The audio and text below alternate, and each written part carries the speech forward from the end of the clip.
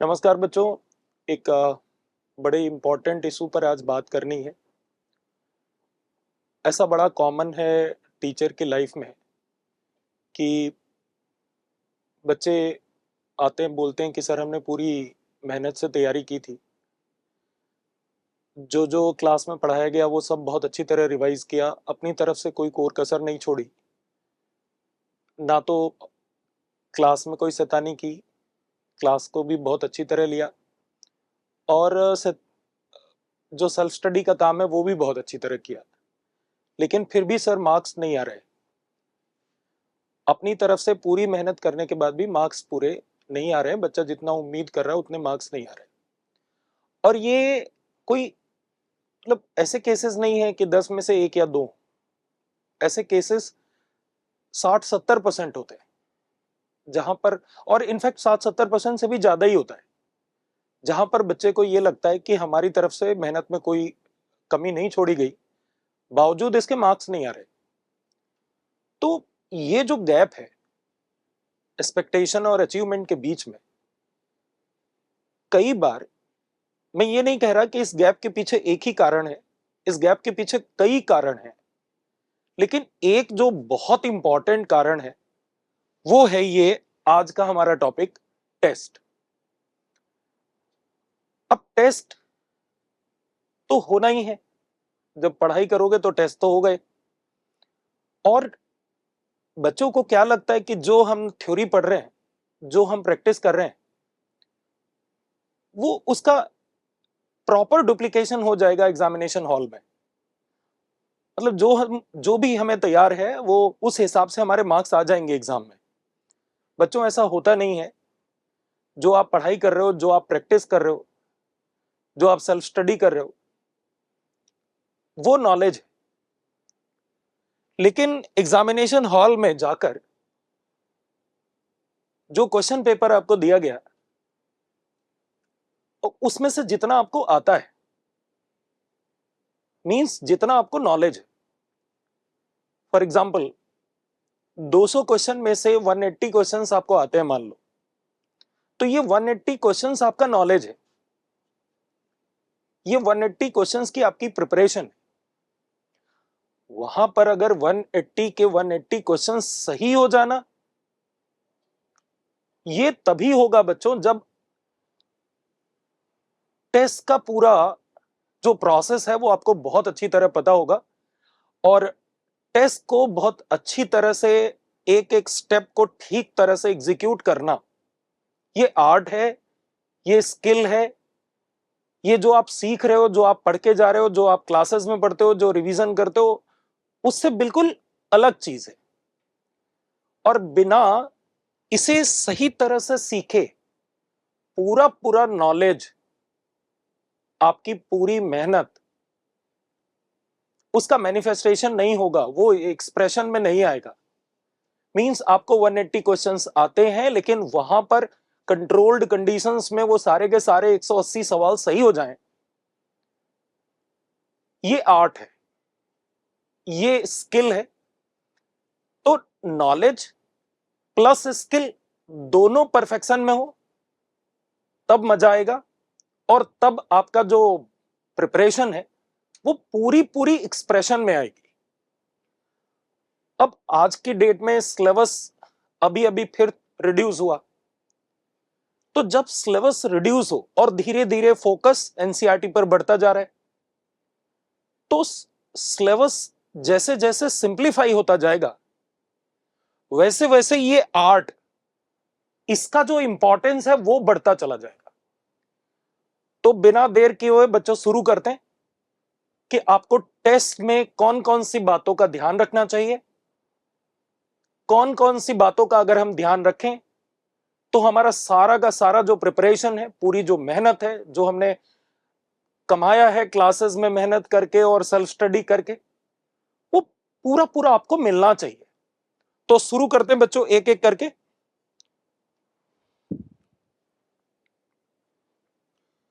पहला है प्रिपरेशन। बच्चों जैसे मान लो आज आप टेस्ट दे के आए और अगला टेस्ट आपका 20 दिन बाद दूसरा लगा हुआ है, मोस्ट ऑफ द स्टूडेंट्स क्या करते हैं कि आज से ही वो अगले टेस्ट की तैयारी शुरू नहीं करते। क्या करते हैं वो, आज टेस्ट हो गया, अगला टेस्ट 20 दिन बाद है, तो मैं ज्यादातर केसेस की बात कर रहा हूं। क्या करते हैं कि जब टेस्ट आ जाता है, टेस्ट को जब 10 दिन बचे या एक हफ्ता बचा, अब वो टेस्ट की प्रिपरेशन शुरू करते हैं। तो मेरी तरफ से बच्चों पहला सजेशन यही है कि टेस्ट जैसे ही आपका एक कंप्लीट हो जाए, अगले टेस्ट की डेट ऑलरेडी आपके पास होती है, आप केवल उसी दिन, उस दिन को छोड़ सकते हो जिस दिन आपने टेस्ट दिया है। अगले ही दिन से आपको नेक्स्ट टेस्ट की प्रिपरेशन शुरू कर देनी चाहिए। आप वेट मत करो बच्चों कि जब 5-6 दिन बचेगा या एक हफ्ते बचेगा या 10 दिन बचेगा तब हम टेस्ट की प्रिपरेशन शुरू करेंगे। तो पहला बड़ा स्ट्रॉन्ग रिकमेंडेशन बच्चों हमारी तरफ से यही है कि आप नेक्स्ट टेस्ट की प्रिपरेशन उसी दिन या उसके ठीक अगले दिन स्टार्ट कर दो जिस दिन आपका टेस्ट हुआ है। उससे क्या होगा, हर दिन प्रिपरेशन चलेगी।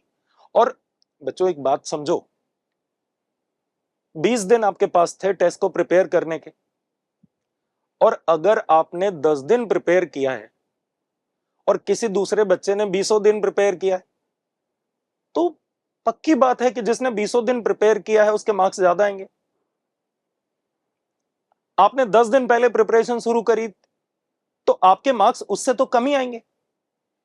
अब कोई बच्चा है जो लास्ट के 3 दिन में प्रिपरेशन कर रहा है, तो बच्चों मार्क्स उसके कहां से आएंगे।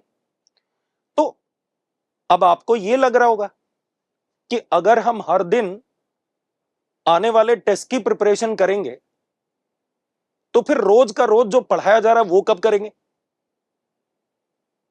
और जो बैकलॉग इकट्ठा होता जा रहा है वो कब करेंगे। तो बच्चों ये अलग अलग इश्यूज हैं, अलग अलग टॉपिक हैं। अभी थोड़ा सा इसको एड्रेस कर सकते हैं, लेकिन इनके लिए अलग अलग वीडियोस बनेंगे।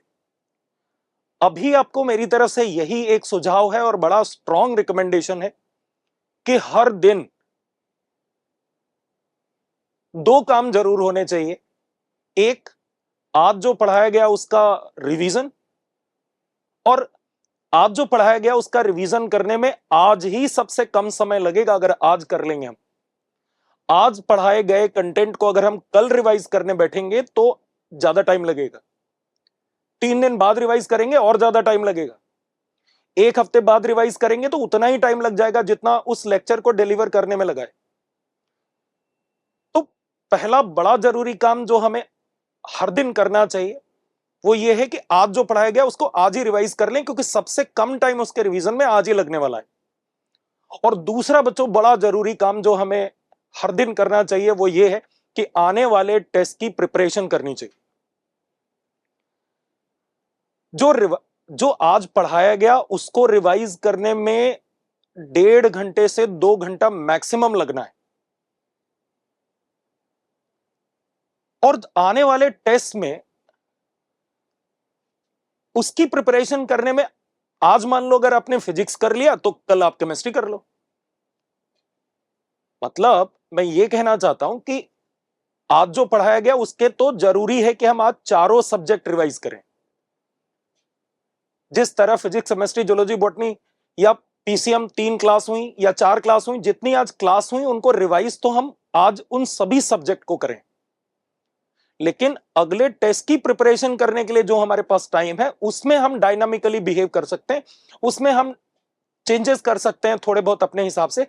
चाहो तो आज फिजिक्स केमिस्ट्री कर लो, चाहो तो आज मैथ्स कर लो, या आज मैथ्स या आज फिजिक्स मैथ्स कर लो, अपने हिसाब से आप चेंजेस कर लो। लेकिन बहुत जरूरी यह है कि हर दिन टेस्ट की प्रिपरेशन हर दिन करनी चाहिए। तो पूरा स्कोप होगा, कम से कम हम पूरी तरह एलिजिबल होंगे कि हमारे मार्क्स, फुल एलिजिबिलिटी जितनी हम प्रिपरेशन करेंगे और मैक्सिमम प्रिपरेशन होगी अगर हम सारे दिन प्रिपरेशन करेंगे तो हमारी एलिजिबिलिटी तो कम से कम 100% बनेगी। और जहां तक बैकलॉग की बात है तो बैकलॉग के लिए हफ्ते में 1 दिन फिक्स कर लो आप। सैटरडे फिक्स कर लो या संडे फिक्स कर लो, उस दिन केवल आप बैकलॉग किया करो।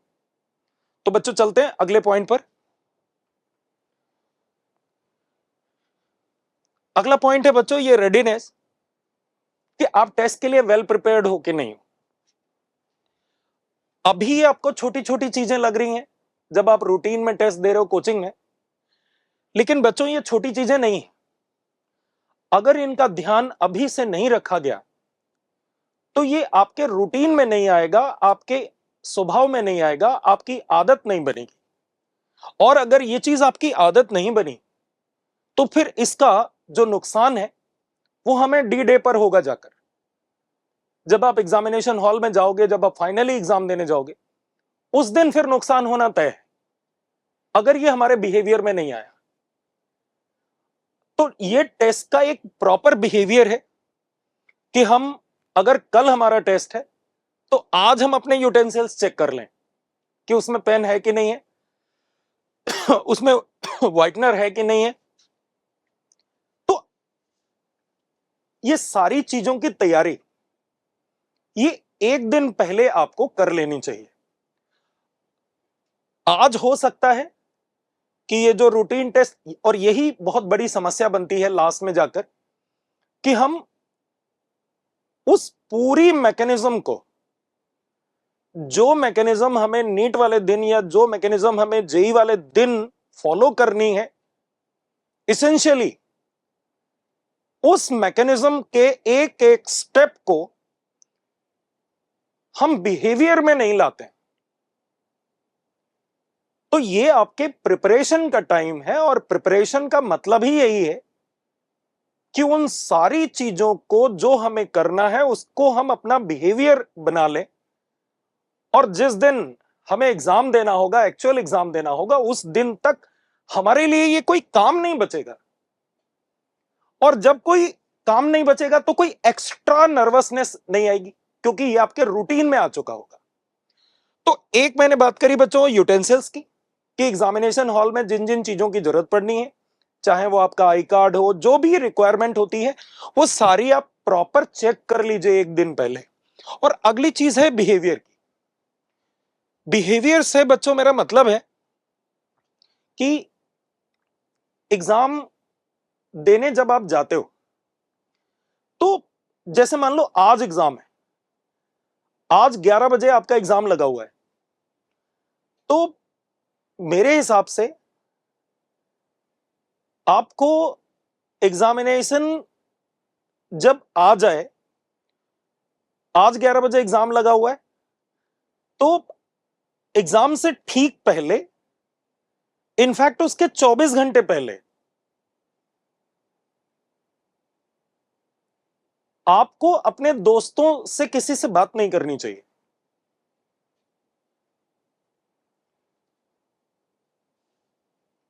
इसका सीधा फायदा यह है कि आपको कोई कंफ्यूज नहीं कर पाएगा, आप फोकस्ड होंगे, किसी तरह का कोई डिस्ट्रैक्शन नहीं होगा। एग्जाम से आप अच्छे भले एग्जाम देने जा रहे हो, आपको मालूम है कि क्या आपका स्ट्रांग पोर्शन है, क्या थोड़ा कम रह गया है, सब आपको अपने बारे में अच्छी तरह मालूम है। और लास्ट मोमेंट पर पता चला, एक घंटा पहले कोई दोस्त आपको फोन करके बोलता है कि ये पढ़ लो, ये पढ़ा कि नहीं पढ़ा, और आपकी पूरा जो थॉट प्रोसेस है वो कहीं का कहीं हो जाएगा। तो एक बड़ा जरूरी सी बात है ये कि आपको एग्जाम देने से इन 24 घंटे पहले आपको मतलब एक अपने जोन में चला जाना चाहिए, और किसी से भी बात नहीं किसी से भी, मेरा मतलब अपने दोस्तों से और कॉम्पिटिटर से बात नहीं करनी चाहिए। इसका बड़ा फायदा मिलता है आपको, आप एकाग्र होते हो और शांत होकर अपनी प्लानिंग कर सकते हो। चलते हैं बच्चों अगले पॉइंट पर। टाइमिंग्स का बड़ा इशू है। हर बार जब नीट और जेई का पेपर होता है, आप अगले दिन पेपर उठाकर देखो न्यूज़पेपर, आपको ये न्यूज जरूर मिलेगी कि ये बच्चा था, ये 2 मिनट लेट पहुंचा, ये बच्ची थी, ये 1 मिनट लेट पहुंची और गेट बंद हो गया था, वो लोग रोते रहे, उनको अंदर नहीं जाने दिया गया। ये हर साल का रोना है। और पूरे साल भर, through out the year, teachers इस बारे में लगभग आपको बोलते ही रहते हैं और आपको भी ये चीजें अच्छी तरह मालूम है। बच्चों, मेरी रिक्वेस्ट है कि आपके साथ ऐसा ना हो, इसके लिए जरूरी है कि कोई भी एग्जाम हो, और मैं अभी की बात कर रहा हूं, सेशन में कोचिंग के टेस्ट की बात कर रहा हूं, आप एग्जाम से 1 घंटा पहले पहुंचने की आदत डालो प्लीज। और हालत क्या है आपको भी अच्छी तरह मालूम है। सारे इंस्ट्रक्शंस होने के बावजूद बच्चे बेल लग जाने के बाद तक दौड़ते हुए आते रहते हैं, और फिर उस समय उनको मना करो तो रोने धोने लग जाते हैं, दुनिया भर का स्यापा फैलाते हैं। कई बार तो पेरेंट्स से बात करवाते हैं, पेरेंट्स भी इंसिस्ट करते हैं कि हो जाने दो। कई कई लोग तो झगड़े पे उतर आते हैं, और वो ये नहीं सोचते कि ये प्रिपरेशन का एक बहुत इंपॉर्टेंट पार्ट है। बच्चों, आप समझ गए होंगे मैं क्या कह रहा हूं। अगर आप चाहते हैं कि मेन एग्जाम वाले दिन आपको कोई अतिरिक्त तैयारी ना करनी पड़े, केवल और केवल आपको रिवीजन करना हो और मस्त एग्जाम देने जाना है, आप पर कोई एडिशनल लोड ना हो, उसके लिए ये जरूरी है कि ये जो छोटी छोटी छोटी छोटी चीजें हैं, ये आप अभी से अपने रूटीन में डाल लो, अपना स्वभाव बना लो, अपनी आदत बना लो। तो ये 20 पॉइंट 21 पॉइंट लास्ट वाले दिन एडिशनली आपके सर पे भार की तरह, तलवार की तरह नहीं होंगे। और ये होता क्या, ये सारे पॉइंट्स जब आपके ऊपर अचानक से आ जाते हैं तो ये आपको नर्वसनेस देंगे, और उस नर्वसनेस में कि कहीं गलती ना हो जाए, आपका पूरा दिमाग जहां कंसंट्रेट करना चाहिए वहां कर ही नहीं पाता है। और उसका नतीजा यह निकलता है कि पूरी पूरी जो प्रिपरेशन है वो आपकी ओएमआर तक जा ही नहीं पाती, क्योंकि आपका पूरा पूरा ब्रेन फुल्ली फोकस्ड हो ही नहीं पाता।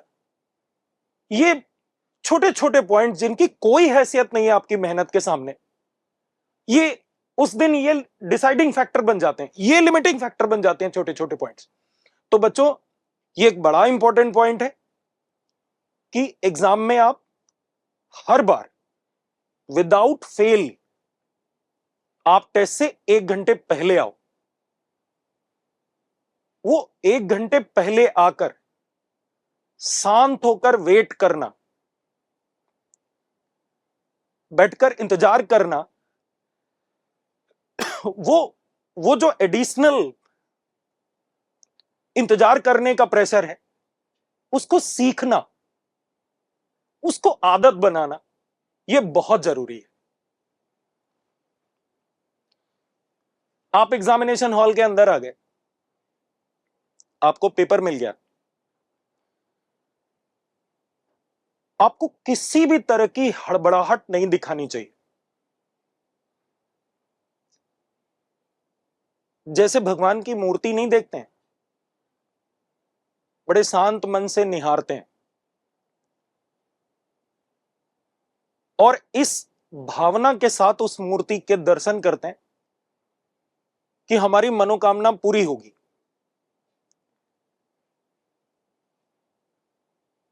भले ही हमने कितनी गलती की, लेकिन हमारी, हे भगवान, हमारी मनोकामना पूरी कर दो। और कितने निश्चल मन और भाव के साथ हम मूर्ति को देखते हैं। पेपर जैसे ही हाथ में आए, आप हड़बड़ाओ मत बिल्कुल, पूरी तरह शांत होकर एक बार पूरा पेपर देखो, और मेरा यकीन मानो, ये मेजॉरिटी के साथ होता है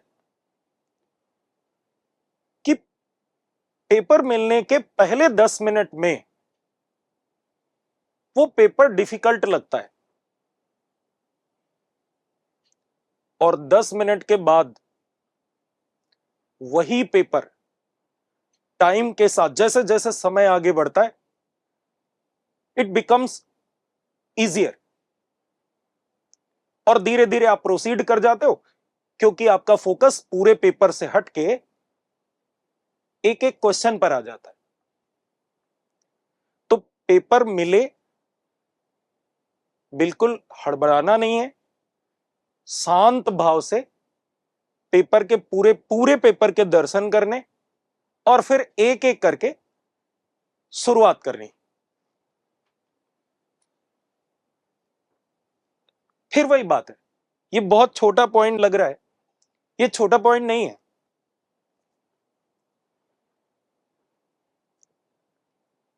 आप किसी भी डॉक्टर से मिलो,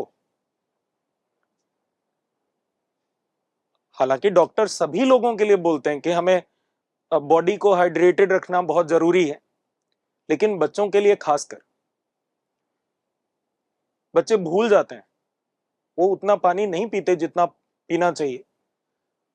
अब वो 7-8 गिलास पानी छोड़ो, कई कई बच्चे तो देखते हैं, मेरे अपने खुद के बच्चे, वो 3 गिलास पानी भी ना पिए अपने आप, जबकि बार बार बोलने के बाद ये हाल है। तो आपकी बॉडी फुल्ली हाइड्रेटेड हो, दिमाग पूरा हाइड्रेटेड हो, पानी की कोई कमी ना हो, उसके लिए हर दिन 7-8 गिलास पानी कम से कम आप पीते रहो। और एग्जाम कम से कम हो उसके 24 घंटे पहले तो ये काम कंपलसरी होना चाहिए, कि दिमाग आपका पूरा व्यवस्थित रहे, सही से काम करे। उसके लिए जरूरी है कि ब्रेन में वाटर कंटेंट प्रॉपर रहे, हाइड्रेटेड रहे सेल्स।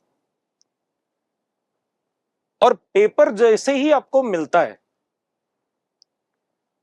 पेपर मिलने के बाद, मैं ये नहीं कह रहा पूरी बोतल गटक जाओ, लेकिन 1-2 घूंट पानी जैसे ही आप पी लोगे, आपके जितने इलेक्ट्रॉन पेपर देखने के बाद सब इधर उधर चले गए थे, वो सब धीरे धीरे सेटल डाउन कर जाएंगे। भावनाओं का जो भी ज्वार अचानक से उठता है ना पेपर देखने के बाद, थॉट प्रोसेस का एकदम नेटवर्क बन जाता है पेपर देखने के बाद। वो एकदम जो विचार प्रक्रिया है एकदम सिंप्लीफाई हो जाएगी, मन एकदम शांत हो जाएगा 1-2 घूंट पानी पीते ही। तो ये छोटी छोटी बातें हैं, और जब सारी ये छोटी छोटी बातें जुड़ेंगी तो बहुत बड़ा आउटकम लेकर आएंगी आपके लिए। तो पेपर जैसे ही मिले, 1-2 घूंट पानी पियो, और 1-2 घूंट पानी पीते ही आप देखना सेटल डाउन हो जाओगे, आप कूल डाउन हो जाओगे, और वही पेपर थोड़ा सा दोबारा देखना, वही पेपर थोड़ा सा इजी लगेगा आपको। इस पॉइंट के लिए बच्चों का अपना अलग अलग चॉइस रहता है वैसे जनरली, लेकिन मेरे हिसाब से बीच का रास्ता लेना चाहिए। आपको अपनी चॉइस को भी वैल्यू देनी है, और आपको अपने जो एक्सपर्ट हैं, जो मेंटर हैं, जो गाइड है, आपके बारे में उनकी ओपिनियन भी बहुत मायने रखती। फॉर एग्जाम्पल, मैं नीट का टीचर हूं, तो मेरे हिसाब से पेपर का जो सीक्वेंस बच्चों को रखना चाहिए, वो उनको पहले बायो करनी चाहिए, उनको पहले बायो करनी चाहिए, उसके बाद उनको केमिस्ट्री करनी चाहिए, और उसके बाद उनको फिजिक्स करनी चाहिए। ये मेजॉरिटी के लिए करेक्ट है। और इससे इसके पीछे ये नहीं है कि मैं बॉटनी का हूं, इसके पीछे लॉजिक ये है कि पहले, सबसे पहले आपको मोस्ट इजी पार्ट करना चाहिए, जिस पर आपको सबसे ज्यादा कमांड है, जो आपके लिए चुटकियों का काम है, जिसमें आप बहुत ज्यादा कंफर्टेबल हो, जिसकी प्रिपरेशन बहुत ज्यादा है, वो आपको सबसे पहले करना चाहिए। आप इमेजिन करो, एक बच्चा इवॉल्व हो रहा है, तो सबसे पहले वो स्क्रॉलिंग करता है, घुटनों के बल चलता है, फिर खड़े होकर चलता है, फिर दौड़ना सीखता है, फिर साइकिल चलाता है, फिर स्कूटी चलाता है, फिर बाइक चलाता है, फिर उसके बाद कार चलाता है। ऐसा नहीं होता है कि पहले कार सीखेगा, उसके बाद वो साइकिल सीखेगा।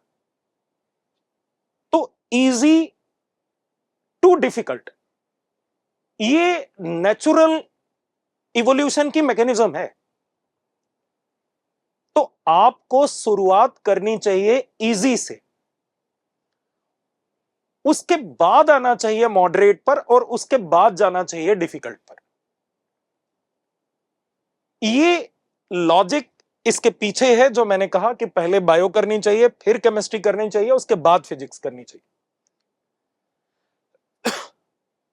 अगर आपको लगता है कि आप सबसे ज्यादा कंफर्टेबल केमिस्ट्री में हो, और ये लगना केवल लगना ना हो, ये प्रामाणिक हो। प्रामाणिक कैसे होगा? अगर आपके लगातार सबसे ज्यादा मार्क्स केमिस्ट्री में आ रहे हैं, तब ये बात एकदम प्रूव्ड है कि आप सबसे ज्यादा कंफर्टेबल केमिस्ट्री में हो, तो फिर आपको शुरुआत केमिस्ट्री से करनी चाहिए। केवल लगने के नाम पर नहीं लगना, वो प्रामाणिक नहीं है, वो प्रूवन नहीं है। प्रूवन वही है जिसका लगातार आउटकम आ रहा है। तो लगातार आउटकम अगर ऐसा आ रहा है कि आपको लग रहा है कि केमिस्ट्री में सबसे ज्यादा मार्क्स आपके लगातार आ रहे हैं, तो फिर कोई प्रॉब्लम नहीं है, आप केमिस्ट्री से शुरुआत कर सकते हैं। इसमें बच्चों के जो सबसे ज्यादा खतरा रहता है, वो ये रहता है, अगर मान लो आप मेरी वाली स्ट्रेटजी पर चलते हो, सबसे पहले आपने सबसे इजी वाले सब्जेक्ट को पकड़ा, उसके बाद आप मॉडरेट पर आए, उसके बाद आप डिफिकल्ट पर गए, तो इसमें एक बहुत बड़ा डेंजर रहता है। क्या है, मैं बता रहा हूं। आपने सबसे पहले किया बायो, फिर उसके बाद आए सेकंड आप केमिस्ट्री पर, और उसके बाद थर्ड आप फॉर एग्जांपल गए फिजिक्स पर। इस सीक्वेंस में खतरा क्या है वो बता रहा हूं। अब बायो में मान लो 5 क्वेश्चन तो डिफिकल्ट होंगे, मान लो ये 5 क्वेश्चन डिफिकल्ट है, यहां मान लो 10 क्वेश्चन डिफिकल्ट है, आपको डिफिकल्ट लग रहे हैं।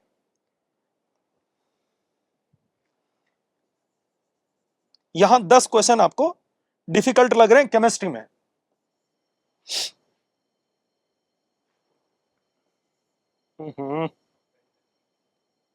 पेन टच नहीं किया था। 10 क्वेश्चन डिफिकल्ट लग रहे हैं आपको केमिस्ट्री में, और मान लो यहां 15 क्वेश्चन डिफिकल्ट लग रहे हैं।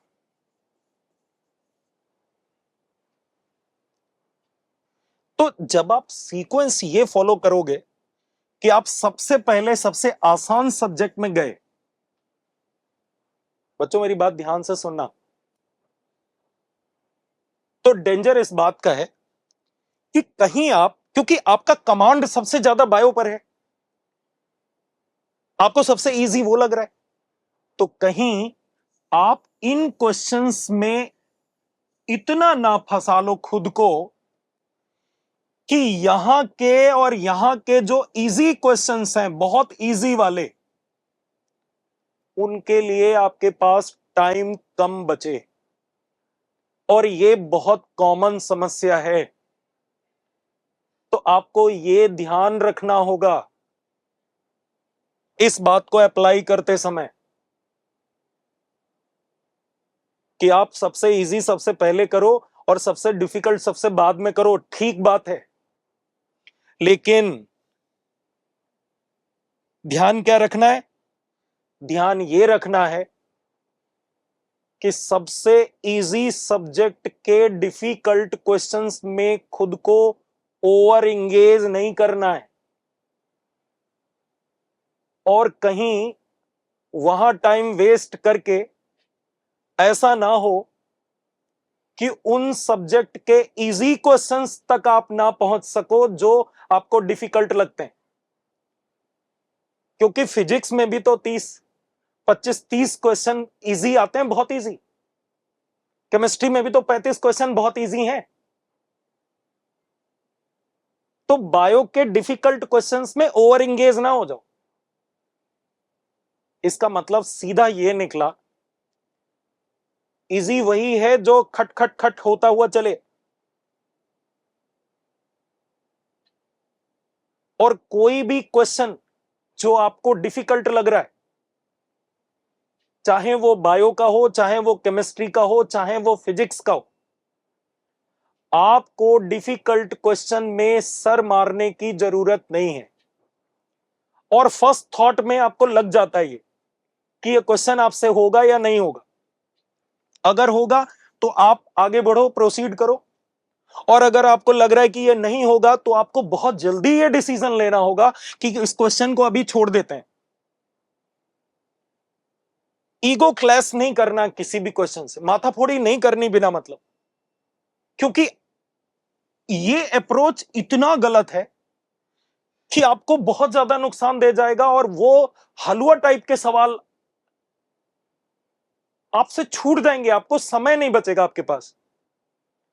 और आप सोचो, इस एक बायो के एक डिफिकल्ट क्वेश्चन के चक्कर में आपने 5 इजी क्वेश्चन केमिस्ट्री के छूट गए आपसे, या 10 इजी क्वेश्चन आपके फिजिक्स के छूट गए जो बड़ी जल्दी जल्दी टिक हो सकते थे।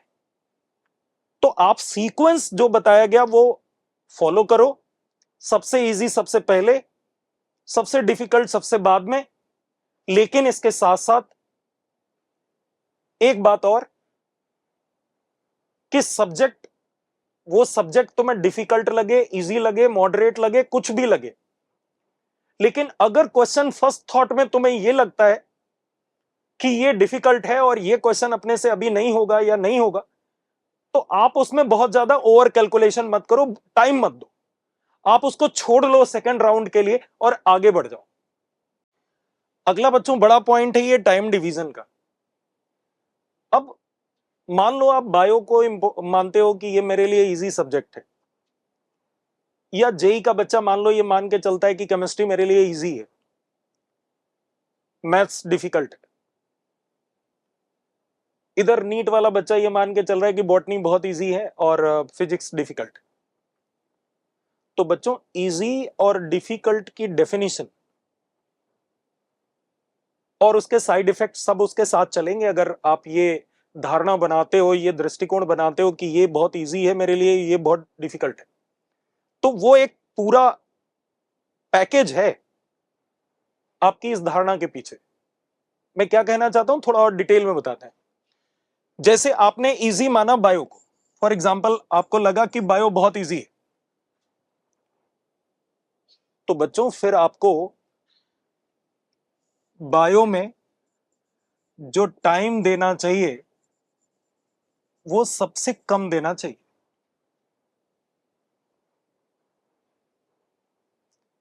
अब ऐसा नहीं हो सकता कि बायो मेरे लिए बहुत इजी है और मेरा टाइम उतना ही लग रहा है जितना टाइम केमिस्ट्री में लग रहा है, तो फिर वो इजी नहीं है। तो जो सबसे इजी है उसको टाइम सबसे कम दिया जाना चाहिए, और जो आपके लिए डिफिकल्ट है उसके लिए आपको जुगाड़ करके शुरू से ही रखना होगा, मैनेज करके, कि उसके लिए टाइम ज्यादा बचे। तो पेपर के दौरान टाइम का जो डिवीजन है ना बच्चों, ये भी बहुत बड़ा इशू है। मैं खुद नीट का हूं तो अपने सारा लेक्चर मेरा ज्यादातर कंटेंट वही रहेगा। जैसे बायो में आपको जो क्वेश्चंस, अगर मान लो मैं बायो में भी बॉटनी की बात करूं, तो अगर 50 क्वेश्चन है तो बच्चों मेरे हिसाब से ये 25 मिनट में हो जाने चाहिए। 50 क्वेश्चन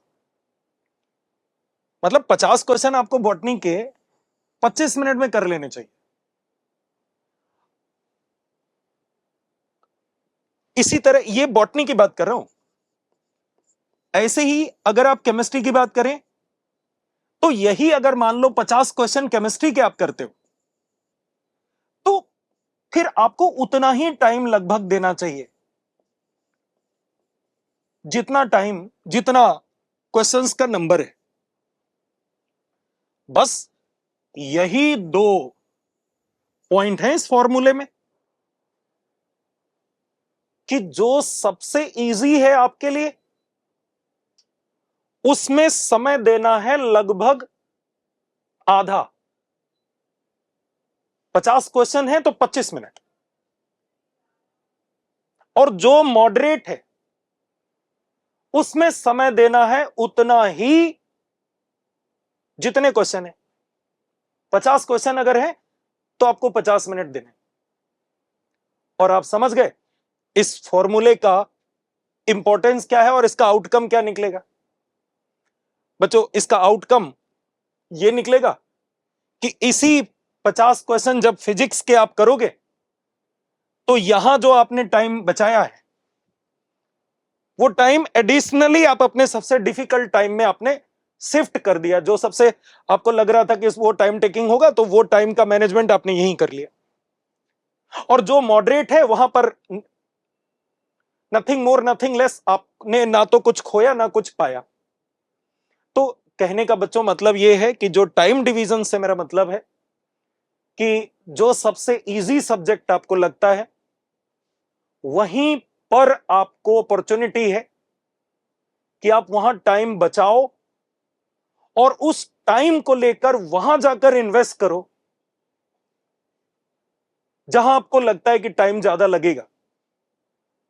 तो अगर ये और ये बिगिनिंग में ही डिसाइड हो जाएगा, वो यहीं डिसाइड हो जाएगा जब आप और शुरुआत आपने अपने सबसे आसान सब्जेक्ट से की है तो सबसे ज्यादा ध्यान आपको वहीं रखना है कि वहीं पर जो सेविंग हो जाएगी वही आपके डिफिकल्ट टाइम पर आपके काम आएगी। क्योंकि मॉडरेट सब्जेक्ट में ना तो आपको ज्यादा समय देना है और ना ज्यादा वहां कोई बचत कर पानी है, क्योंकि 50 क्वेश्चन है 50 मिनट आप लगाने, बराबर बराबर जितने क्वेश्चन उतने मिनट आपको लगाने होते हैं। ये मैं नीट के हिसाब से बता रहा हूं बच्चों।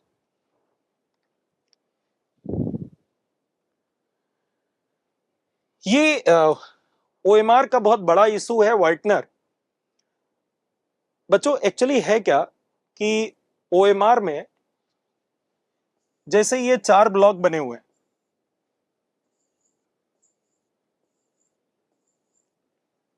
ये 1, ये 2, ये 3 और ये 4, ये 4 ब्लॉक। फॉर एग्जाम्पल आपने इस बबल को भरा है 2 वाले को, तो है क्या कि जो स्कैनर है ना बच्चों, स्कैनर वो लोकेशन बेस्ड चेकिंग करता है। लोकेशन बेस्ड उसमें फ्रेम है, तो जो बबल आप भरोगे तो वो कलर ढूंढता है किस लोकेशन पर कलर है।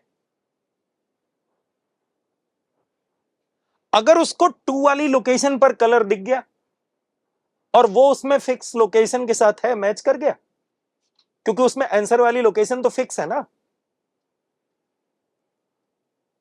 तो वो आपके आंसर को पिक कर लेगा। तो यहां पर ध्यान रखने वाली कईयों बातें। पहला पॉइंट यह है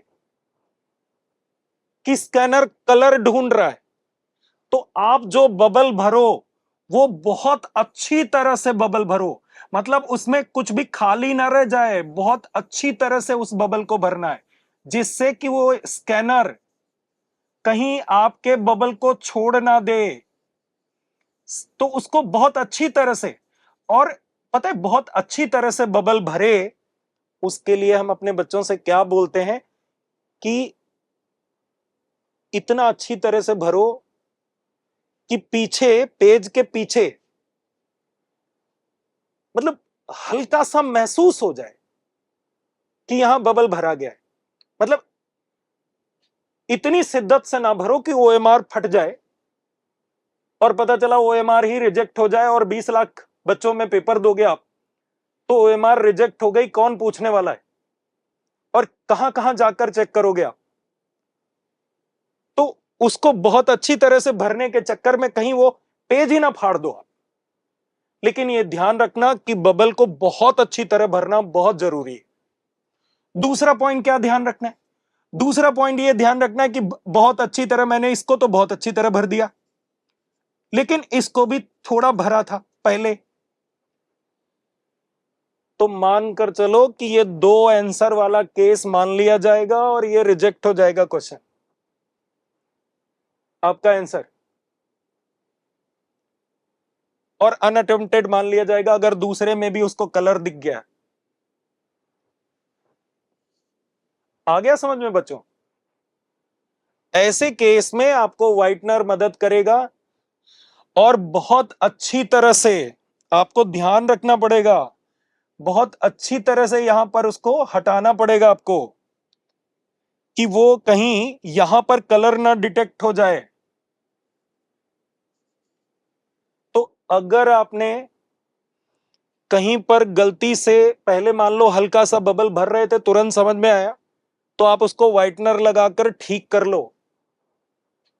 तो यहां पर आप व्हाइटनर के इस्तेमाल की बात आ गई समझ में। अगली बड़ी बात कि कोशिश ये होनी चाहिए कि व्हाइटनर के इस्तेमाल की जरूरत ना पड़े। ऐसा होना ही नहीं चाहिए। जिन क्वेश्चंस में आप डाइसी हो, कंफ्यूज हो, साइड में मार्क कर दो आप पेपर पे कि वो बाद में सेकंड राउंड पर आकर चेक करो आप।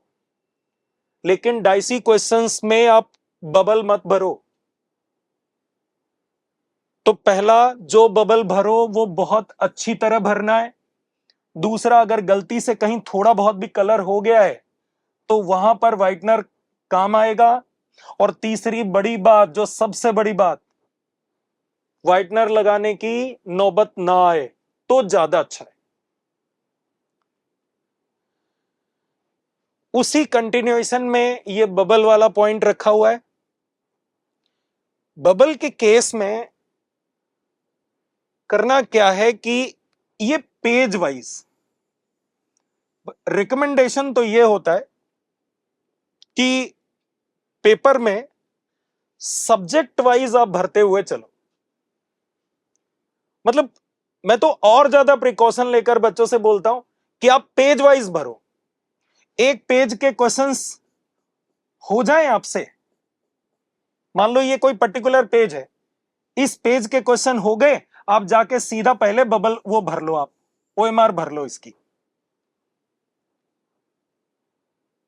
ये थोड़ा ज्यादा स्ट्रिक्ट है, मैं जानता हूं इस बात को, लेकिन जब मैं लगातार आपसे ये बोलूंगा ना कि पेज वाइज चलो, तब जाकर कहीं बच्चे ये करते हैं कि वो सब्जेक्ट वाइज चलते हैं। नहीं तो बच्चों होता क्या है, वो सारा पेपर पहले बैठ के कर डालेंगे, लास्ट में, बिल्कुल लास्ट में 10 मिनट बचा हुआ है, 5 मिनट बचा हुआ, तब उन्होंने ओएमआर भरनी शुरू करी, बबल भरने शुरू किए। बच्चों ऐसा बिल्कुल नहीं करो, यह बहुत ही गलत बात है। आइडियल कंडीशन यह है कि बायो हो जाए, एक सब्जेक्ट हो जाए, उसका ओएमआर भर लो, फिर दूसरा सब्जेक्ट हो जाए उसका ओएमआर भर लो, फिर तीसरा सब्जेक्ट हो जाए उसका ओएमआर भर लो। और यह जरूर करो आप, इसमें बिल्कुल गलती ना हो। इसीलिए हम लोग सिखाते हैं कि भैया एक एक पेज कर लो। ऐसा ये मान के चलो, बहुत बड़ा क्वेश्चन मार्क होता है बच्चे पर भी और उसके टीचर्स पर भी कि अगर ओएमआर आपने लास्ट में पिक करी और उसको बबल भरने शुरू करे जब 10 मिनट बचे, 15 मिनट बचे, तो या तो पेज वाइज भरो, और अगर पेज वाइज में आप नहीं हो कंफर्टेबल, आपको लग रहा है ज्यादा डिस्टर्बेंस हो रहा है, तो फिर हर हालत में इस बात की गारंटी दो, ये इंश्योर करो कि आप सब्जेक्ट वाइज बबल भर लोगे। बस यही मुझे बोलना था बबल वाले केस में। सब कंटिन्यूएशन में है ये वाले पॉइंट्स। ओएमआर में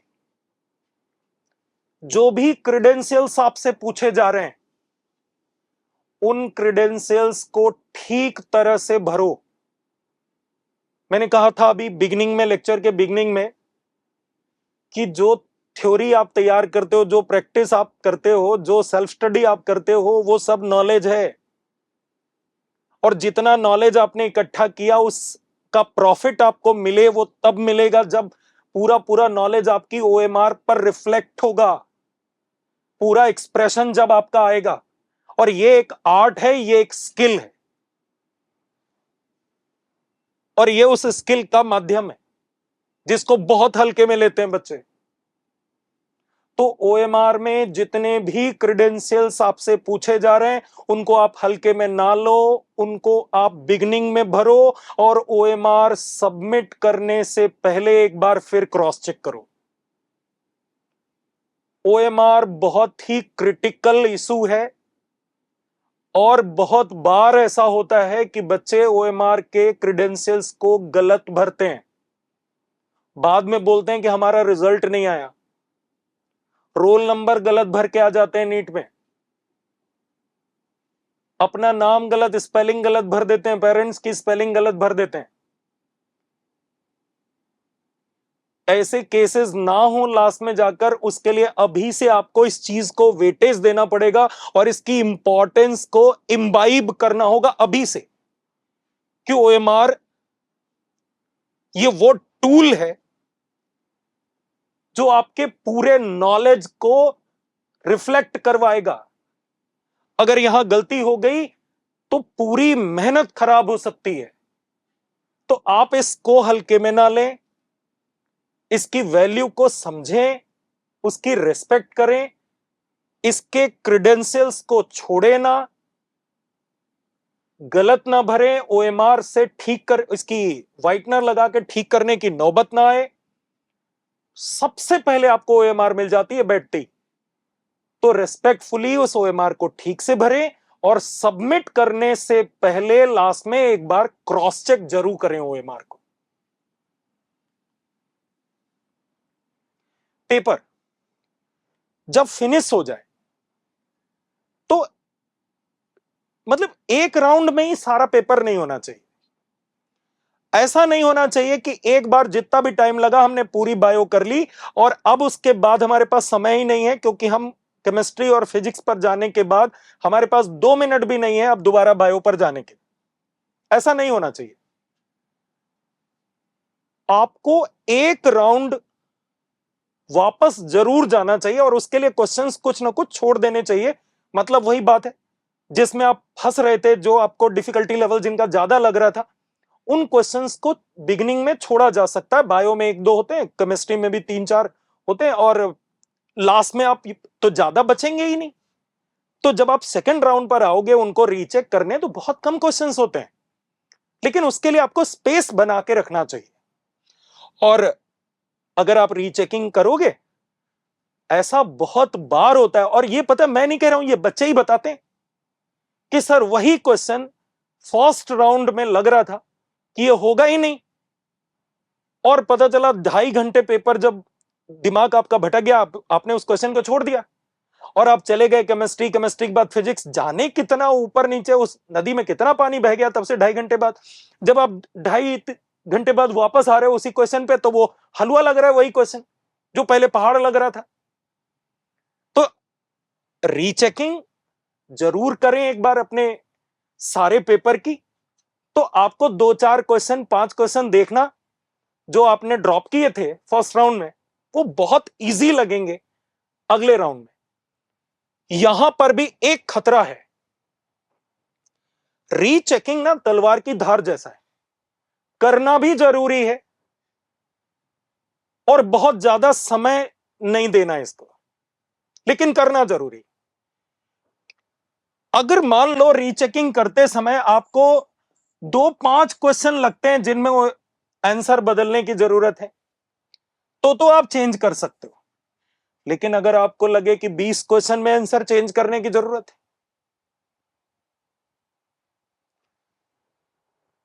नहीं करना है ऐसा। बड़े पैमाने पर लास्ट में चेंजेस नहीं करने होते हैं। रीचेकिंग करनी भी जरूरी है, लेकिन बड़े पैमाने पे नहीं करनी। अगर दिमाग कह रहा है ये सब बदल ही डालो, इसका मतलब दिमाग खराब हो गया है। तो रीचेकिंग करनी जरूर है, लेकिन बड़े हल्के लेवल पे हाथ रखना है। बड़े पैमाने पे आंसर्स नहीं चेक करने होते हैं लास्ट में। पेपर कंप्लीशन, अभी रूटीन में पेपर चलता है तो लगातार इन्विजिलेटर्स की आती रहते हैं कॉल, और बच्चे भी शिकायत करते रहते हैं इन्विजिलेटर्स की कि सर इन्होंने पेपर हमसे छीन लिया। बहुत सारे बच्चे हर एग्जाम के बाद ये होता है कि सर इन्होंने पेपर ओएमआर छीन ली, ओएमआर छीन ली, सर हमारी भी ओएमआर छीन ली। अब पता चला इन्विजिलेटर ने, अभी जो रूटीन में चल रहे हैं एग्जाम, आप दे ही नहीं रहे उनको, बेल लग चुकी फिर भी आप ओएमआर सबमिट नहीं कर रहे हो। तो कुछ क्या करते हैं इन्विजिलेटर, वो ओएमआर आपकी छोड़ देते हैं, बाकी सारी ओएमआर लेके वो चले जाते हैं। अब आप उनको ढूंढते घूम रहे हो कि आपकी ओएमआर सबमिट हो जाए। बच्चों ये अप्रोच ठीक नहीं है। घड़ी आपको ले जाना अलाउड होता नहीं है, लेकिन आपको इसीलिए लगातार ये बोला जाता है कि टाइमर लगाकर आप घर पे प्रैक्टिस करो। आप रैंडम प्रैक्टिस करो, कोई प्रॉब्लम नहीं है, लेकिन टाइमर लगा के भी प्रैक्टिस करने की आदत डालो। ये आज कंपटीशन इतना है कि मैंने कहा ना, स्किल डेवलपमेंट भी उतना ही इंपॉर्टेंट हो गया है जितना इंपॉर्टेंट नॉलेज और विजडम है। बच्चों आप बात को समझो यार, जितना इंपॉर्टेंट आपका नॉलेज है, जितना इंपॉर्टेंट आपके सब्जेक्ट हैं, उतना ही इंपॉर्टेंट आज के डेट में ये स्किल हो गया है, ये आर्ट, ये भी बहुत इंपॉर्टेंट है। आज बहुत ज्यादा एनालिसिस का जमाना है। आप खूब रैंडम प्रैक्टिस करो, कहीं कोई प्रॉब्लम नहीं है, लेकिन थोड़ी थोड़ी आदत डालना आप शुरू करो टाइमर लगा के प्रैक्टिस करने की। आपको आखिरी तक आते आते अपने बारे में इतना ज्ञान जरूर होना चाहिए कि मैं 40 मिनट में बायो के कितने क्वेश्चन जनरली कर लेता हूं, मैं उसी 40 मिनट में केमिस्ट्री के कितने क्वेश्चंस जनरली कर लेता हूं, और मैं 40 मिनट में फिजिक्स के उतने क्वेश्चन जनरली कर लेता हूं। तो आपको ये एक आइडिया अपने बारे में होना चाहिए कि अगर मैं 45-50 क्वेश्चन करता हूं बॉटनी के तो मुझे कितना टाइम लगता है। वही 50 क्वेश्चन सेम डिफिकल्टी लेवल के अगर मैं जूलॉजी में करता हूं तो मुझे कितना टाइम लगता है। वही 50 क्वेश्चन सेम डिफिकल्टी लेवल के मैं केमिस्ट्री में करता हूं तो कितना टाइम मुझे लगता है। सेम डिफिकल्टी लेवल के वही क्वेश्चंस मैं फिजिक्स में करता हूं तो मुझे कितना टाइम लगता है। तो ये आइडिया खुद के बारे में होना चाहिए आपको, और ये आइडिया आपको तभी होता है जब आप टाइमर लगाकर प्रैक्टिस भी करते हो, रैंडम प्रैक्टिस के साथ साथ। तो और ये आइडिया मतलब मान के चलो, जब 3 महीना लगातार इस पे काम करोगे टाइमर लगा के, तब अपने बारे में ये एक आइडिया बनना आपका शुरू होगा कि कितने क्वेश्चन में वही डिफिकल्टी लेवल पर कितना टाइम आपको लगता है, सब्जेक्ट बदलने में क्या वेरिएशन आते हैं। जब 3 महीने लगातार टाइमर लगा के करोगे तब ये ड्राफ्ट होना दिमाग में शुरू होगा, और 1-2 महीना और लग जाएगा इस कंक्लूड करने में ब्रेन को। तो बच्चों ये बहुत जरूरी है कि आपको ये मालूम हो कि इस समय कितना टाइम हो गया होगा। मतलब मैंने 50 क्वेश्चन कर लिए हैं, अब मैंने कितना टाइम हो गया होगा। हालांकि वहां इन्विजिलेटर होते हैं, आप उनसे पूछ सकते हो, और इजीली आपको टाइम पूछ के पता लग भी जाता है। लेकिन क्या जाता है, अगर ये स्किल भी आप में डेवलप हो जाए कि आपको एग्जैक्टली पता हो कि मुझे पेपर करते हुए 3 घंटे हो चुके हैं, अगर ऐसा आइडिया आपको होगा तो फिर कोई कोई गलती होने की संभावना नहीं है और ओएमआर छीनने की कोई संभावना नहीं है, तो आप से ओएमआर छीनने की नौबत नहीं आनी चाहिए। आप इससे पहले कि ओएमआर छीने या वो मांगना शुरू करे, जैसे ही मांगना शुरू करे उसके इतना बढ़िया एक्यूरेसी हो ना टाइमिंग में कि वो मांगना शुरू करे उससे 2 मिनट पहले आप सबमिट कर दो, या वो जब मांगना शुरू करे कि ओएमआर दो, कलेक्शन शुरू हो जाए तो फिर सबसे पहले आप ही दे दो कि मेरा हो गया, ये लो। इसका यह मतलब नहीं है कि आप बहुत पहले ओएमआर सबमिट करा दो। ओएमआर बिल्कुल, मैंने कहा ना, नथिंग मोर नथिंग लेस। मांगा जाए तब दो, तुरंत पहले।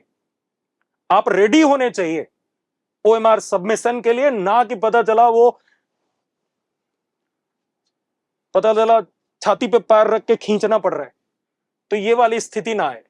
पेपर जितनी सलीके से पेपर देना है उतना ही सलीके से हमें ओएमआर सबमिट करनी है, टाइम पे सबमिट कर देनी। पेपर वर्क भी बड़ा इंपॉर्टेंट पार्ट है। अलग से आपको कोई पेपर मिलता नहीं है, उसी पेपर पर ही पेपर वर्क करना होता है।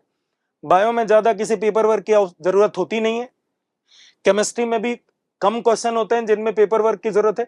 फिजिक्स में ही ज्यादातर क्वेश्चंस में पेपर वर्क की जरूरत है।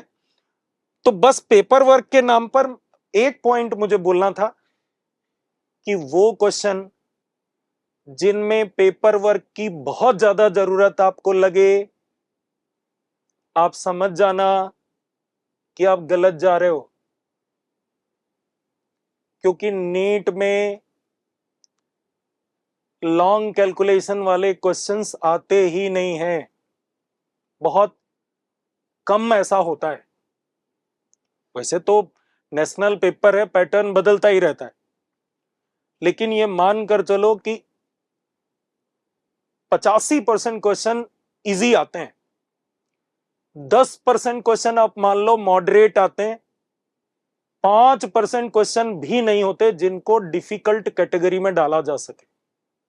ये मैं एक नेट आपको इवैल्यूएशन बता रहा हूं अपनी तरफ से। तो बहुत ज्यादा पेपर वर्क की आवश्यकता नहीं पड़ती है। अगर पढ़ रही है, कोई कैलकुलेशन बहुत लंबा हो रहा है, तो समझ जाना गलत डायरेक्शन में जा रहे हो, रुक जाओ, क्वेश्चन छोड़ दो, आगे बढ़ो। ये अगला बड़ा इंपॉर्टेंट पॉइंट। क्वेश्चन में पूछा गया which of the following is correct, आप टिक करके आ गए। लास्ट पेपर खत्म हो गया, बाहर आए, बाहर आकर आपने माथा पकड़ लिया,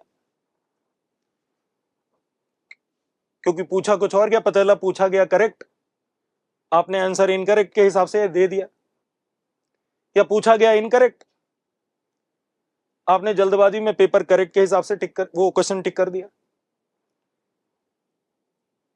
पूछा गया माइटोकॉन्ड्रिया के बारे में, आपने आंसर दे दिया गोल्गी कॉम्प्लेक्स के अकॉर्डिंग। ये बहुत कॉमन है,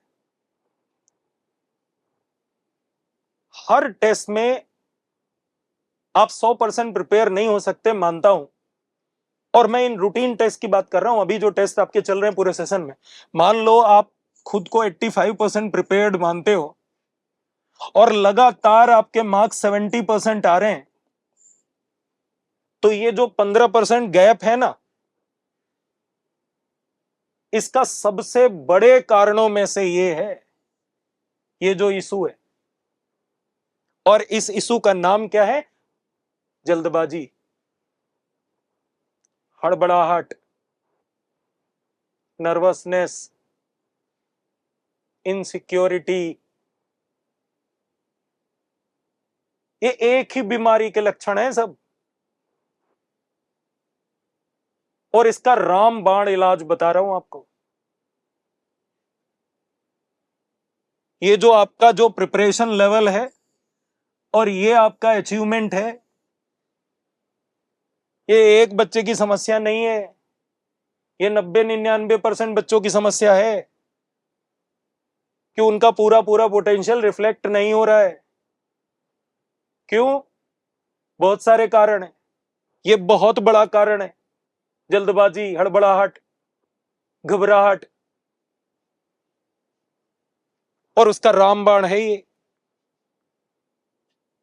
रामबाण ये है, क्वेश्चन के एक एक शब्द को जल्दी जल्दी से अंडरलाइन करना और ऐसे कीवर्ड्स को पकड़ना जो क्वेश्चन की जान है। क्वेश्चन को शांत दिमाग से अगर मान लो नहीं पढ़ा जा सकता तो ये तो किया जा सकता है। क्वेश्चन को जब आप एक एक शब्द को अंडरलाइन करोगे तो इजीली आपको पकड़ में आ जाएगा कि वो कौन सा शब्द है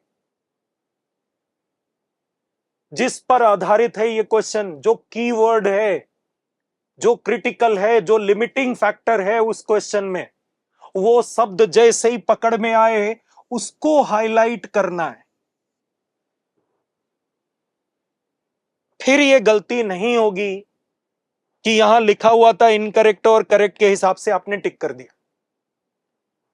हड़बड़ाहट में, जल्दबाजी में, नर्वसनेस में जो जल्दबाजी होती है और उसके जो नुकसान है वो नहीं होंगे अगर ये आदत में शुमार कर लो। आप क्वेश्चन के एक एक शब्द को जल्दी जल्दी से अंडरलाइन करो और उस शब्द को पकड़ने की कोशिश करो जिस पर वो क्वेश्चन बेस्ड है। उस शब्द को अच्छी तरह से हाईलाइट कर दो। उसके बाद चलो ऑप्शंस पे, और पहले ऑप्शन में भी जितने शब्द हैं उनको भी वैसे ही हाईलाइट करना है, दूसरे ऑप्शन में भी उसी तरह, थर्ड ऑप्शन में भी उसी तरह, और फोर्थ ऑप्शन में भी उसी तरह। और आप जानते हो कि पूरे 200 क्वेश्चंस में नीट के एक बच्चा जिसने पूरी मेहनत से तैयारी की है, यकीन मानो 200 क्वेश्चन में से 180 क्वेश्चन ऐसे होते हैं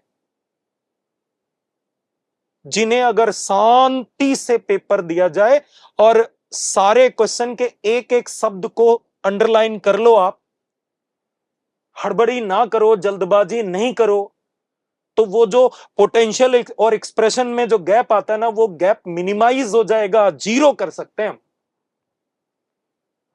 ये रामबाण है।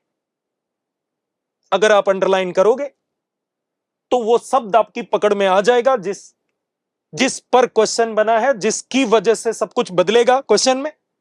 और वो शब्द अगर पकड़ में आ गया तो आप चारों ऑप्शन में आराम से सीरियसनेस आपकी बढ़ जाएगी। जो जल्दबाजी में गलती की संभावना थी वो मिनिमाइज हो जाएगी, जीरो हो जाएगी। उसी से रिलेटेड ये अगला पॉइंट। मान लो आप जज हो, 4 एक्यूज्ड हैं, उनमें से एक आपका पड़ोसी है और आपको मालूम है पहले से ही कि ये जो आपका पड़ोसी है ये निकम्मा है, इसी ने गड़बड़ किया होगा, क्योंकि आप तो उसको पहले से जानते हो। और मान लो आप ही की कोर्ट में वो मुकदमा आ गया, आप क्या करोगे? क्या उस पड़ोसी को, उसी को फांसी चढ़ा दोगे बिना ये सुने, बिना ये जाने कि वो बाकी 3 कौन है, उनका क्या विजन है, उनका क्या वर्जन है? भैया आप जज हो, 4 लोगों पे आरोप है, आपको न्यूट्रल रहना है, चारों की बात शांति से सुननी है और चारों की बात बराबर ध्यान देके सुननी है। आपको आसानी से समझ आ जाएगा उन चारों में से सही कौन है। कभी भी फैसला नहीं सुनाते, पता चला एक की बात को सुन के फैसला सुना दिया, या 2 की बात को सुन के फैसला सुना दिया, या 3 की बात को सुन के फैसला सुना दिया। आपको चारों की बात सुननी होती है। तो यहां भी तो आप जज हो, यहां भी तो चारों हैं। किस बात की हड़बड़ी और किस बात की जल्दबाजी, और अगर है तो फिर आप अच्छे जज नहीं हो। हर क्वेश्चन के लिए, हर क्वेश्चन समस्या, हर समस्या के लिए आपको एक बेहतरीन जज होना चाहिए। चारों ऑप्शन को बराबर मौका दो, चारों की बात सुनो, चारों क्या कह रहे हैं समझो, उसके बाद अपना वर्डिक्ट सुनाओ कि भैया मेरा तो ये फैसला है। लेकिन एक ऑप्शन देख लिया, हड़बड़ी में टिक करके आगे चले गए। कई बार इतनी पास पास की स्पेलिंग होती है, आंसर इतने पास पास के होते हैं कि वो फ्रेम ही इस तरह से किए गए। क्वेश्चन फ्रेम करने वाले को मालूम है, उसका इरादा यही है कि हमें वो बच्चे पकड़ने जो बहुत ज्यादा जल्दबाज हैं, वो पकड़ने जो बहुत जल्दबाजी करने, उनको रोकना है।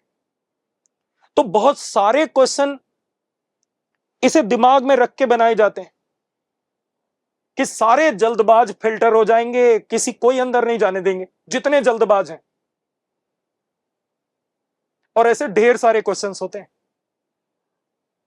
और इस फिल्टर में सारे बच्चे पकड़े जाते हैं, सारे, कोई थोड़ा पकड़ा गया, कोई ज्यादा पकड़ा गया, सभी पकड़े जाते हैं टॉपर्स को छोड़ के, सभी।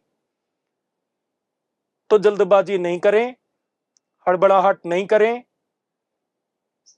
चारों ऑप्शंस को बढ़िया से देख लें शांत मन से, और शांति इंश्योर हो जाएगी अगर आप अंडरलाइन करोगे। अभी बताया ना पिछले पॉइंट में। तो लेकिन अंडरलाइन करें, और ये नहीं 2 ही ऑप्शन अंडरलाइन करके छोड़ दिए कि नहीं अब तो आंसर मिल गया, अब क्या जरूरत था पढ़ने की। ना भाई ना, लग गया, 2 ऑप्शन आपने अंडरलाइन करे, आपको आंसर लग गया, पहला है, लेकिन तब भी आपको टिक करके आगे नहीं जाना है। आपको तीसरा और चौथा, चारों ऑप्शन देखने, चारों में अंडरलाइन करनी है। फैसला नहीं सुना सकते जब तक आप चारों ऑप्शंस के एक एक शब्द को अंडरलाइन नहीं कर लेते। एलिमिनेशन, मैं नहीं कह रहा हूं कि ये आप फिजिक्स में और केमिस्ट्री में करो, लेकिन बॉटनी का टीचर हूं, आपको बॉटनी के हिसाब से बता रहा हूं। ऐसा मतलब एक बहुत अच्छा बच्चा, क्वेश्चन दिया हुआ है, 4 ऑप्शन दिए हुए हैं, और ये वाली जो स्ट्रेटजी है, ये आप उसी सब्जेक्ट में अपना सकते हो जिस पर आपका बहुत बढ़िया कमांड है। मतलब आप ठीक ठाक, आपने मेहनत करी है उस सब्जेक्ट पे, वो आपको पसंद है। ऐसे कई क्वेश्चंस आते हैं जिसमें आपको, और बायो में जो थ्योरेटिकल क्वेश्चन है उनमें तो क्या क्लैरिटी से पता होता है कि ये ऑप्शन देखा, पता है कंफर्म ये नहीं है, ये वाला देखा नहीं है, ये वाला देखा नहीं है, तो फिर कंफर्म है, ये पता है कि यही है फिर तो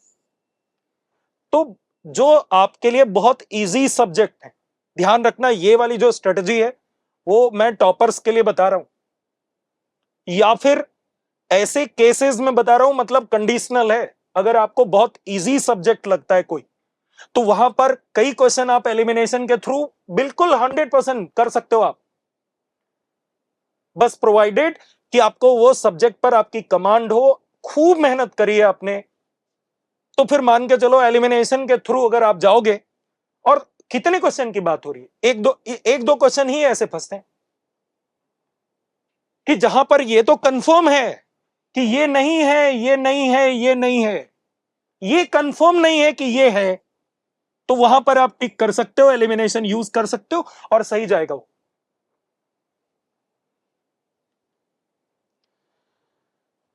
ये एक और साइकोलॉजिकल सपोर्ट है हमारी तरफ से। Over thinking leads to negative consequences generally. मैं ऑलवेज बोलना चाहता था, नहीं बोला। Over thinking results negative consequences generally. बहुत ज्यादा जब आप सोचते हो तो आप डिफेंसिव हो जाते हो, और उसका अगला स्टेप है कि वो नेगेटिव हो जाते हो। तो अति का सोचना ठीक नहीं है, अति की प्लानिंग ठीक है, लेकिन बिना मतलब गुब्बारा बनाना, फुलाना, वो ठीक नहीं। First thought is generally correct, ये कई बार आपको अपने उन सब्जेक्ट में जो आपको मॉडरेट लगते हैं, जो आपको इजी लगते हैं, आप डाइसी होते हो, 50-50% सोचते हो, और फिर जितना सोचते हो वो और ज्यादा घिचपिच होता जाता है दिमाग में।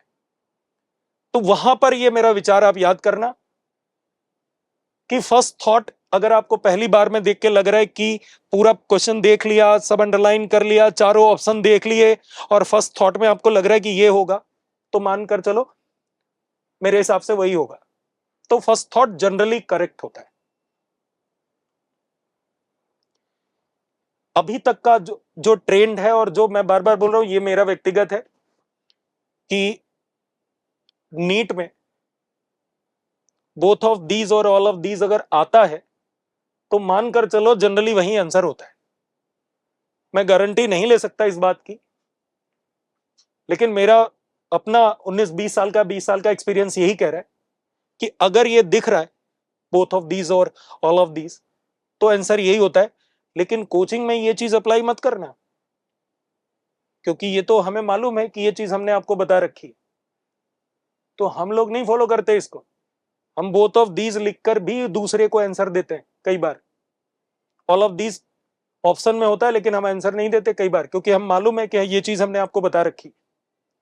तो आप, मैं ये नहीं कह रहा कि इसके हिसाब से आप बायस्ड होकर सोचना, मैं ये कह रहा हूं कि ये आइडिया आपको जरूर होना चाहिए दिमाग में, ये एक एंगल आपके होना चाहिए कि अगर कहीं पर बोथ ऑफ दीज दिया हुआ है तो इसके बारे में हमें एक बार और सोचना चाहिए। बस मैं ये कह रहा हूं, फर्म नहीं होना है, बस एक बार और सोच के देख लेने को कह रहा हूं। ये जबरदस्त है, ये सबसे बड़ा टर्निंग पॉइंट है।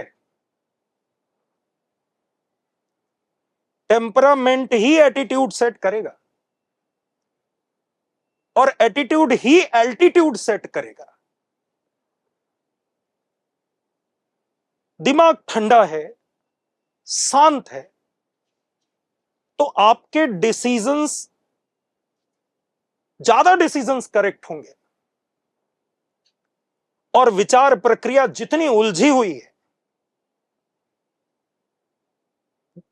उतना हड़बड़ी में होंगे, उतना नर्वस होंगे, और उतने ही ज्यादा डिसीजंस आपके गलत होंगे। वो डिसीजन चाहे छोटे छोटे हों या वो डिसीजन बड़े बड़े हों। तो भैया टेम्परामेंट ठीक रखो। एक क्वेश्चन नहीं आ रहा छोड़ दो, दूसरा नहीं आ रहा छोड़ दो, तीसरा नहीं आ रहा छोड़ दो, चौथा नहीं आ रहा छोड़ दो, पांचवा नहीं आ रहा छोड़ दो, छठा नहीं आ रहा छोड़ दो, सातवां नहीं आ रहा छोड़ दो, आठवां नहीं आ रहा छोड़ दो। छोड़ दो अगर नहीं आ रहा है, घबराओ मत, डरो मत, शांत रहो, क्योंकि पेपर जो आ गया वही रहेगा, बदलेगा है नहीं। आप घबरा के नुकसान को बढ़ा सकते हो, क्योंकि पेपर जो तुम्हारे हाथ में है वही सबके हाथ में है, और सिलेक्शन कंपैरेटिव होता है, कंपैरेटिव एनालिसिस है। तो पेपर तो सबके हाथ में वही है। अगर वो डिफिकल्ट है तो सबके लिए डिफिकल्ट है, अगर वो इजी है तो सबके लिए इजी है। तो पेपर पेपर कोई मास लेवल पर पेपर कोई पैटर्न सेट नहीं करने वाला। सबकी अपनी खुद की प्रिपरेशन का लेवल और खुद का टेम्परामेंट डिफरेंस क्रिएट करता है। पेपर एक ही होता है सबके लिए। हमारी अपनी प्रिपरेशन और हमारा अपना टेम्परामेंट, वो डिफरेंस क्रिएट करेगा।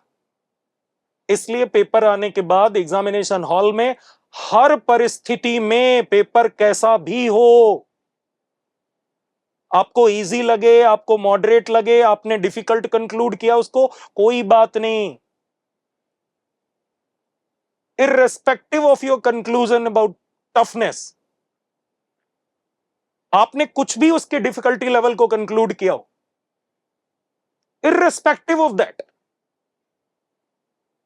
आपको ठंडा रखना है दिमाग, और यह याद रखना है कि यही पेपर सबके हाथ में है। टेम्परामेंट बहुत बड़ा क्रिटिकल पॉइंट है। तो प्लीज उस पूरे ड्यूरेशन में एक एक मिनट, मैं तो कहूंगा एक एक सेकंड कूल रहो, और वहां कोई टेंशन ना हो। इसीलिए तो अभी ये लेक्चर हो रहा है। अभी सीख जाओ आप, अभी बहुत टाइम है। वहां कोई गलती हो ही ना, अभी तो काफी समय है आपके पास। अभी सीख लो ठंडा रहना, अभी सीख लो ना शांत रहना पेपर में। और जाने कितने पेपर होने अभी, तो पेपर कैसा भी आए आप एकदम कूल रहो। ये कोशिश करो कि पूरा पूरा जितना आता मुझे उतना तो पूरा मैं सो करके जाऊंगा। कंडीशंस को पूरी तरह निचोड़ के निकलना मुझे। तो शांत रहोगे तो वही पेपर आप कंपैरेटिवली बेस्ट तरीके से कर पाओगे।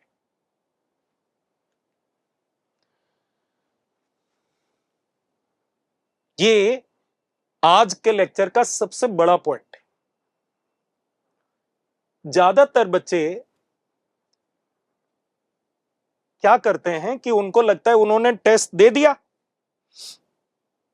काम हो गया।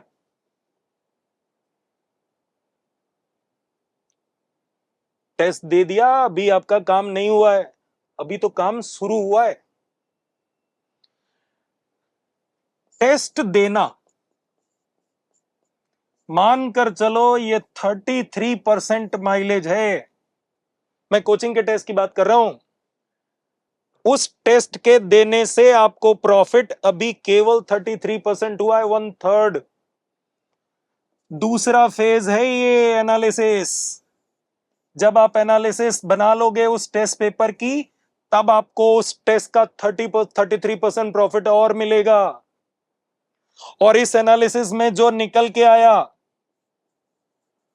जब आप उसको रिवाइज करोगे, इंप्रूवमेंट करोगे, तब 33% और माइलेज मिला और बेनिफिट मिला। अब जाकर मान के चलो कोई भी टेस्ट XYZ आपका कोचिंग में हुआ, उसकी एनालिसिस अगर नहीं हुई तो मानकर चलो वो टेस्ट बेकार गया। उससे जो सीखना था हमने नहीं सीखा। तो बच्चों, मेरा कहने का मतलब यह है कि टेस्ट को आप केवल असेसमेंट टूल ना समझें। टेस्ट को केवल असेसमेंट समझना बंद कर दें, यह मेरा सजेशन है। असेसमेंट अगर ही समझोगे तो माइलेज जितना मिल सकता था उसका 1/3 ही मिलेगा। मानकर चलो 2/3 प्रॉफिट जो लेना चाहिए था वो छूट गया।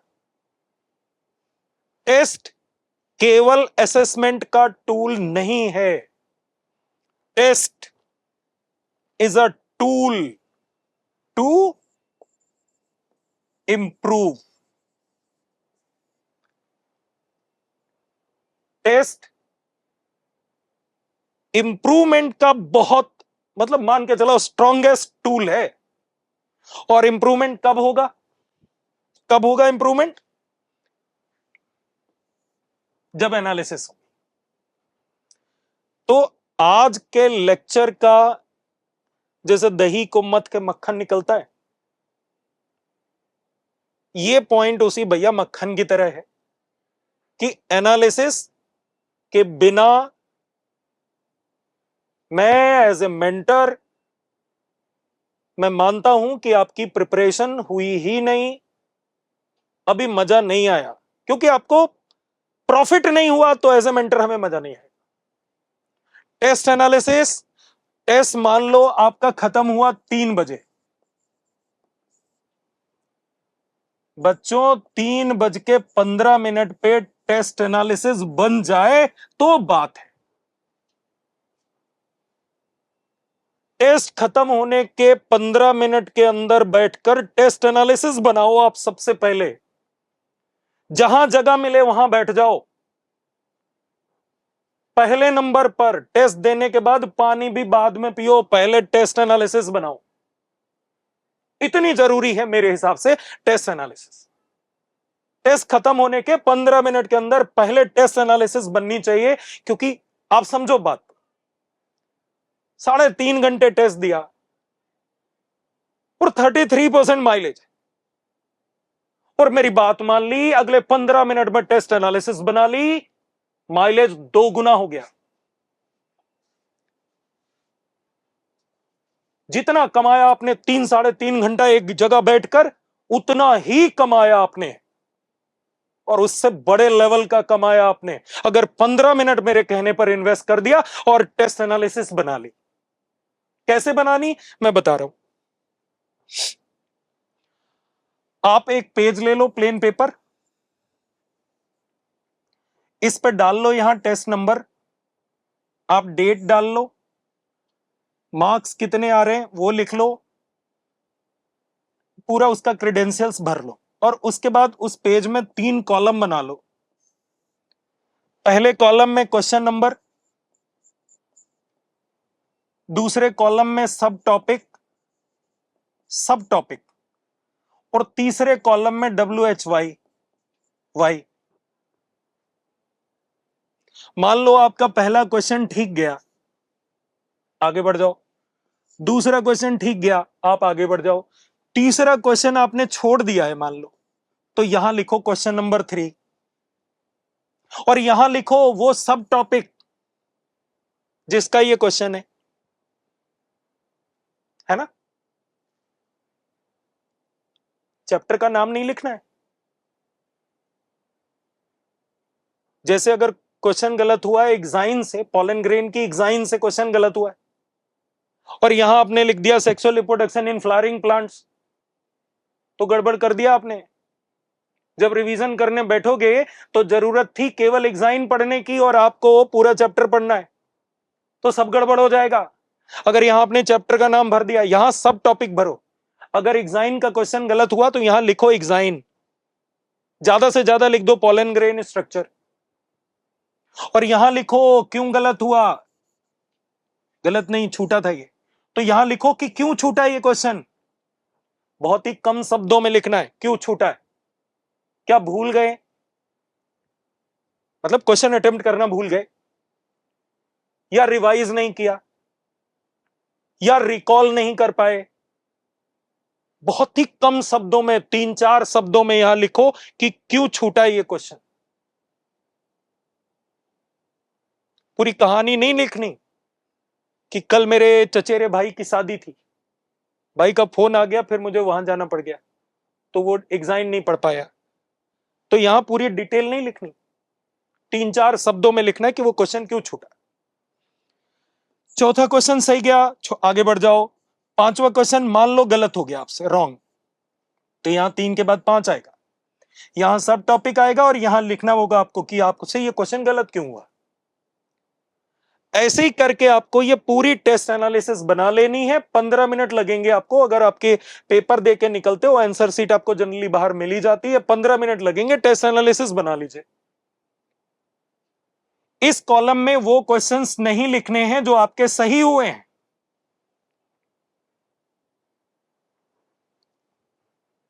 और यही तो ट्विस्ट है। क्या आप तो चाहते हो ना कि सारे क्वेश्चन सही हो जाएं? तो भैया उससे पहले का स्टेप है ये, आपको ये जानना पड़ेगा कि जो क्वेश्चन गलत हुए हैं या जो क्वेश्चन छूट गए हैं वो क्यों छूटे और क्यों गलत हुए। प्लान, अगर आप चाहते हो ना आपकी प्लानिंग परफेक्टली एग्जीक्यूट हो और उसकी प्रोडक्टिविटी आए, तो एनालिसिस बड़ी जम के करनी होगी, डीप डाइव करना होगा। जितनी बढ़िया एनालिसिस, उतनी एक्यूरेसी से आपको गैप पता लगेंगे, और जितना ऑनेस्टी से गैप पता लग जाए ना, तो एक अच्छा बच्चा जिसको पता लग जाए कि मेरा ये गैप है, वो तो भर ही लेगा। उतनी बढ़िया प्लानिंग आपकी एग्जीक्यूट होगी। analysis is a greatest tool to analyze your paper and to find out the gaps. कहां पर कमी रह गई, ये जितना व्यग्रता होगी, जितनी ईगरनेस होगी ये जानने की कि मुझसे गलती कहां हुई,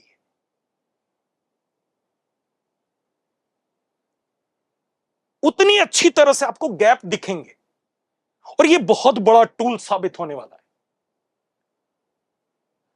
आपने उन क्वेश्चंस के लिस्ट बना ली जो गलत हुए और जो छूट गए, उनके सब टॉपिक नोट कर लिए और ये रीजन नोट कर लिए। ये पेपर नहीं है, ये आईना है, आईना।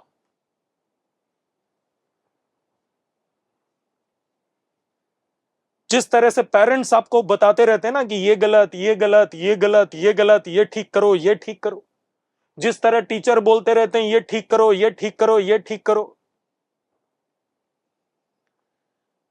बड़ा बुरा लगता है जब टीचर टोके, पेरेंट्स टोके।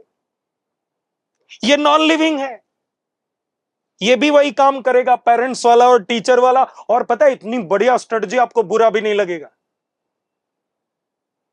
आपको जरा सी भी बेइज्जती महसूस नहीं होगी। और ये वही काम कर रहा है पेपर, जो काम पेरेंट्स कर रहे हैं, जो काम टीचर कर रहे हैं, बिना बेइज्जती कराए, बिना जलील हुए,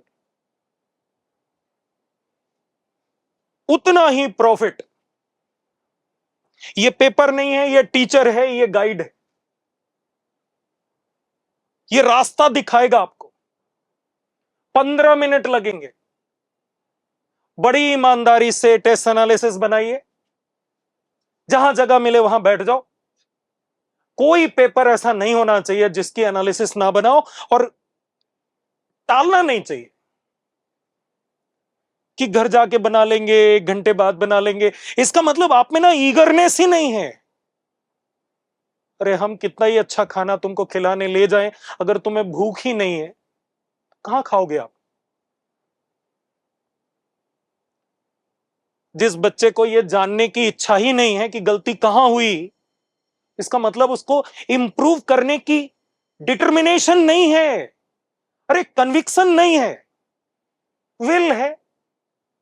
विल भी नहीं है, विश है, चाहत है, शौक है, जिसमें किलिंग इंस्टिंक्ट होती है, जिसमें ना बर्निंग डिजायर हो ग्रो करने की, वो बहुत इंटेंसिटी से ये जानना चाहेगा कि गलती कहां हो। ये टूल है जो आपको बताएगा कि गलती कहां हो।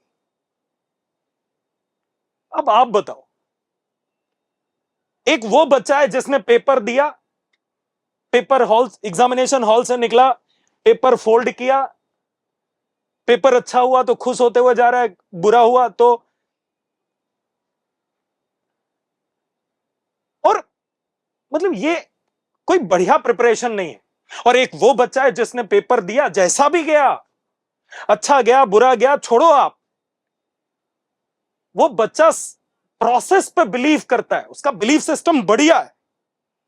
वो बाहर निकलता है, वो जानता है कि प्रिपरेशन केवल पेपर देना नहीं है, प्रिपरेशन का एक बहुत बड़ा पार्ट यह भी है कि हम बैठकर यह जाने कि पेपर कैसा हुआ। तो सोचो, अगर आपने पेपर देके बाहर निकलकर टेस्ट एनालिसिस बना ली, आप ऐसे बच्चों से कोसों आगे निकल गए, बहुत आगे निकल गए, यकीन मानो बहुत आगे, जिन्होंने कोई एनालिसिस नहीं बनाई। और ये छोटी छोटी चीजें लास्ट में आप देखोगे कि लाखों पीछे छूट गए आपके। तो मेरी हाथ जोड़कर रिक्वेस्ट है कि कोई भी पेपर दो, आप प्लीज एनालिसिस जरूर करो। और ये एनालिसिस जैसे ही बनी, अगला काम आपका पूरा हो गया।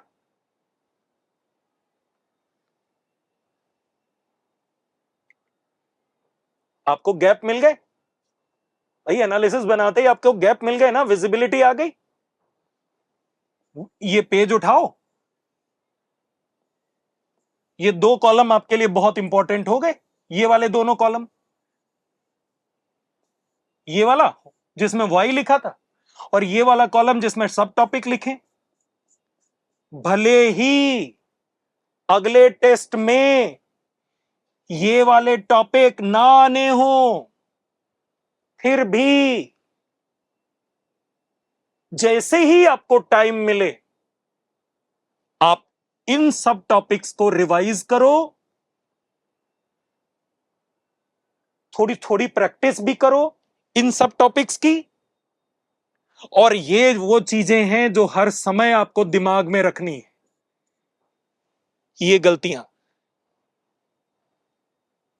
मैं आपसे उठते बैठते बार बार बोलूं कि बेटा आप जल्दबाज हो, आप जल्दबाजी करते हो, आप हड़बड़ी करते हो, आप जल्दबाजी करते हो, आप हड़बड़ी करते हो, तो 2 बार 3 बार 4 बार 10 बार मैं कितनी बार बोलूंगा और कितनी बार आप सुनोगे पॉजिटिवली?